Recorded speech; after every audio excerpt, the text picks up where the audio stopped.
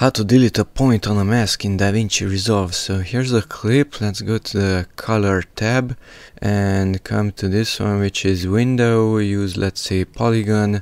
It adds a polygon. You can even blur it to see something. Okay, back to the window. And if you go here, notice the cursor changes. You can add some points. Like so, you can bring them down, and the question is, how do you delete one of these? Because if you simply click on it or right click on it, there is no delete.